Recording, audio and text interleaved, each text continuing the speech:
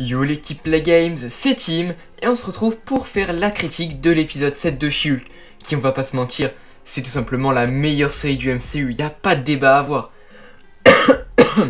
Me demandez pas du tout pourquoi je tousse.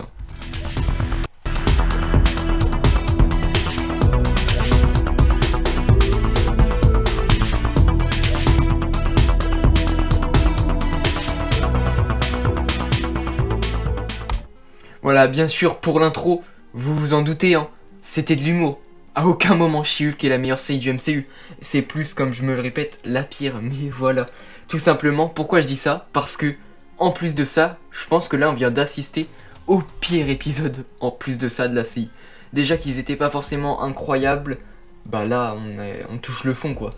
Il y a aucune chose intéressante. En tout cas, dans certaines choses qui sont dites, oui, il y a quelques petites choses qui sont intéressantes dedans, mais l'épisode en lui-même n'est pas du tout intéressant, il n'y a pas d'action, enfin bref, on va y revenir, parce que comme vous êtes en train de le remarquer, l'épisode 7 je l'ai vraiment pas du tout aimé, parce qu'on s'ennuie quoi, il n'y a rien qui se passe, c'est tout le temps au même endroit, enfin voilà, on va faire très rapidement le commencement de la critique avec les images.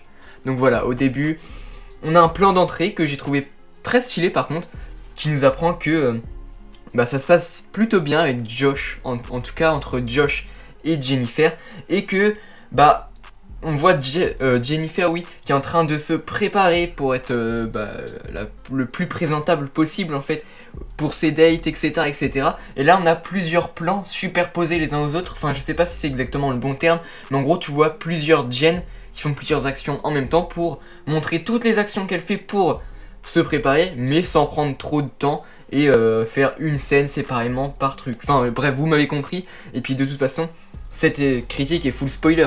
Donc normalement, t'as vu l'épisode. Et normalement, je l'ai mis dans le titre que c'est full spoiler. Donc voilà.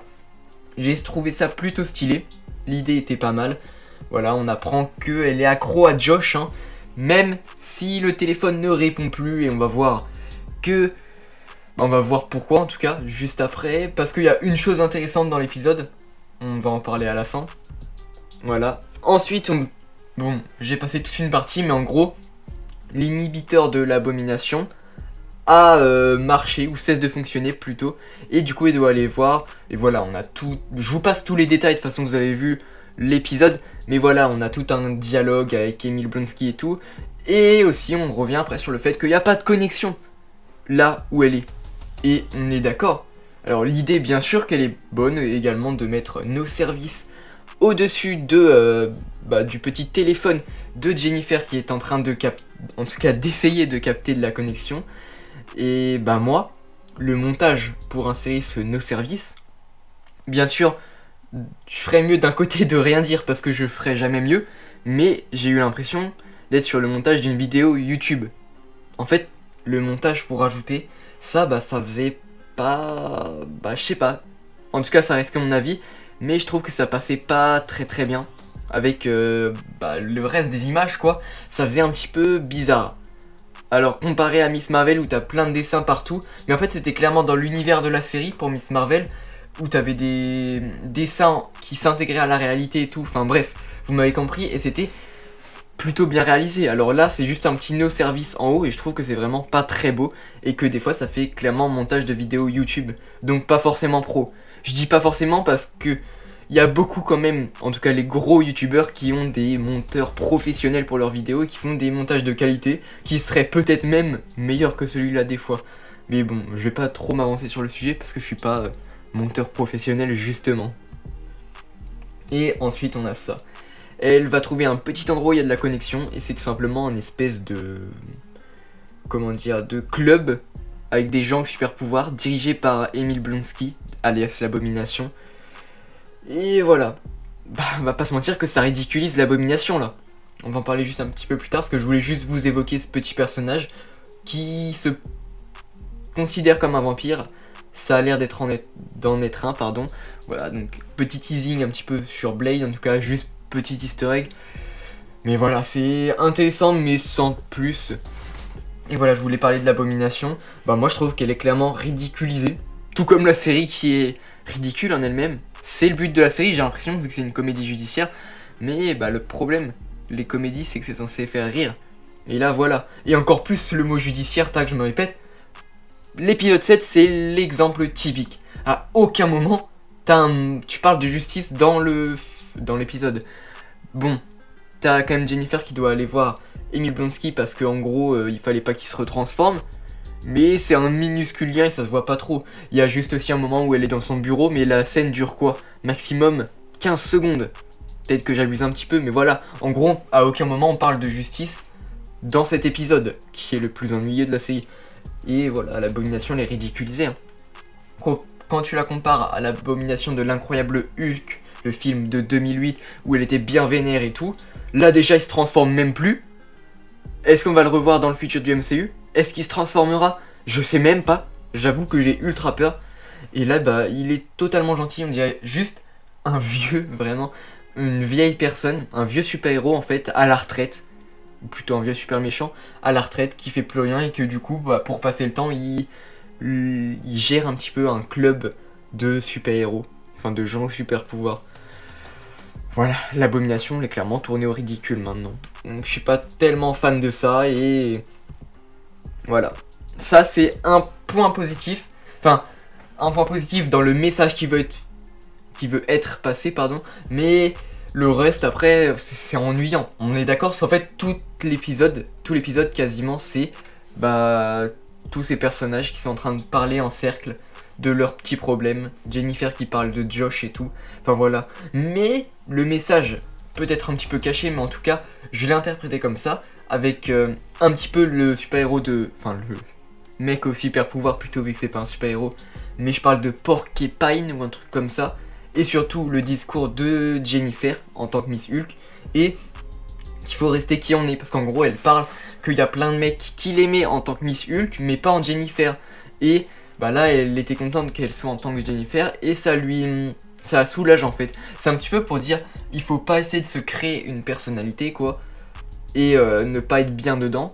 C'est mieux de rester comme on est et de se sentir bien dans sa peau et tout. Enfin bref, en gros ça c'est un beau message, mais c'est le message qui est bien. Le reste, c'était ennuyant tout ce discours. Je me répète, hein, mais c'est parce qu'il y a quasiment rien d'autre à dire sur le film, sur l'épisode plutôt.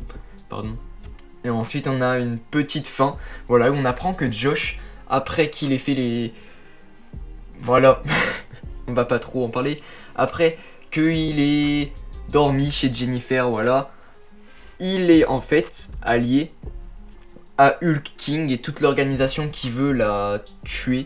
En tout cas sûrement faire des prélèvements. Et c'est là justement qu'il a prélevé le sang de Jennifer. Et ensuite il a copié je sais pas quoi. Enfin bref, en gros, Josh était du côté de cette petite organisation. C'est toujours pas le nom, c'est juste qu'il y a un Hulk King. Mais voilà, et surtout que c'était assez prévisible. Hein. Et ça me fait penser un petit peu à Kamran dans Miss Marvel. Qui voilà voulait se rapprocher un petit peu de Kamala. Alors qu'en fait, c'était surtout pour la mettre en contact avec les...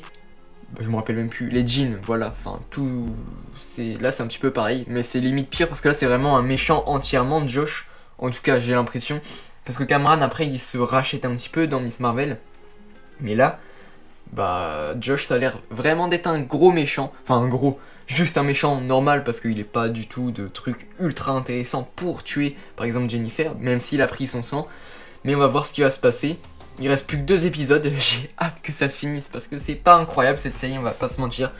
Mais on sait jamais, peut-être que les 2 derniers vont être une masterclass et je le souhaite. Mais ça va être très compliqué. Et voilà, je voulais juste finir en plein écran pour vous dire que cet épisode, en gros, en résumé, t'as pas d'action. Et cette série, t'as quasiment toujours pas d'enjeu, même si c'est vrai, qui monte un petit peu justement avec ce prélèvement de sang et...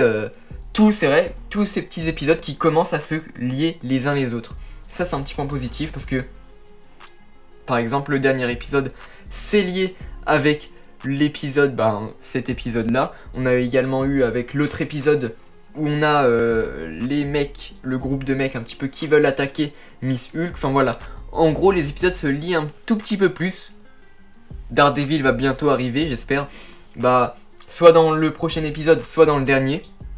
On verra bien comment ils vont introduire ce personnage. J'ai encore une fois très peur pour Daredevil, mais ça c'est un autre sujet. Voilà. En espérant que l'épisode 8 et l'épisode 9 soient d'une bien meilleure qualité pour finir la série.